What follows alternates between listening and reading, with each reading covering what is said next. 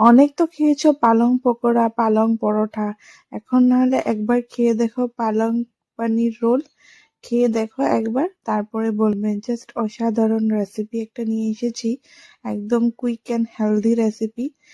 তার জন্য আমি 1 কাপ আটা নিয়ে নিয়েছি, আর পালং শাকটাকে সিম্পলি জল দিয়ে ব্লেন্ডারে ব্লেন্ড করে নিয়েছি। তারপরে আটার মধ্যে নুন দিয়ে ভালো করে মেখে নিয়েছি। আমি ডোটা একটু সফট রেখেছি যাতে রুটিগুলো সফট হয়, তার জন্য। তোমরা একটু সফটই রাখবে আটাটা, তাহলে রুটিগুলো সফট হবে। তারপরে একটা তাওয়াতে অল্প অয়েল দিয়ে ওটার মধ্যে স্বাদ মতো অল্প লঙ্কা দিয়ে দিয়েছি। আমি একটু লঙ্কা বেশি দিয়েছিলাম, আমি একটু ঝালটা খেতে ভালোবাসি, তার জন্য। তারপরে আদা কুচি দিয়েছি আর ক্যাপসিকাম দিয়েছি। ক্যাপসিকামটা দিয়ে একে একে আমি কিছুই দিইনি, ওরকম অল্প পনির দিয়েছিলাম। আর মানে লাল লঙ্কার গুঁড়ো, কাশ্মীরি রেড চিলি পাউডারটা দিয়েছি, গরম মশলা দিয়েছি আর নুন দিয়েছি।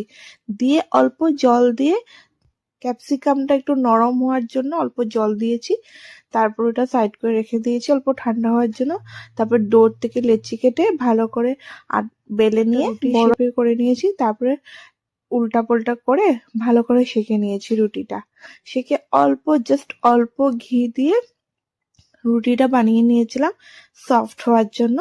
তারপর নামিয়ে ওটার উপরে আমি টমেটো সস অ্যান্ড শেজওয়ান চাটনি দিয়ে ভালো করে স্প্রেড করে দিয়েছি। ওটার উপরে পনির অ্যান্ড ক্যাপসিকামের যেটা আমি বানিয়েছিলাম ওটা দিয়ে, তার উপরে পেঁয়াজ কুচি আর শসা কুচি দিয়েছি এক্সট্রা ক্রাঞ্চ খেতে ভালো লাগে। অল্প ধনেপাতা দিয়ে তারপরে আমি গ্রিন সস মানে চিলি সস দিয়ে উপর থেকে রোল করে নিয়েছিলাম। একটা কুইক এন্ড হেলদি রেসিপি, তোমরা তোমাদের বাচ্চাদেরকেও দিতে পারো। এন্ড তোমরা যদি কোনো ডায়েটে থাকো তাহলেও তোমরা এটা খেতে পারো। খেয়ে বলবে কিরকম লেগেছে তোমাদের। Bye bye.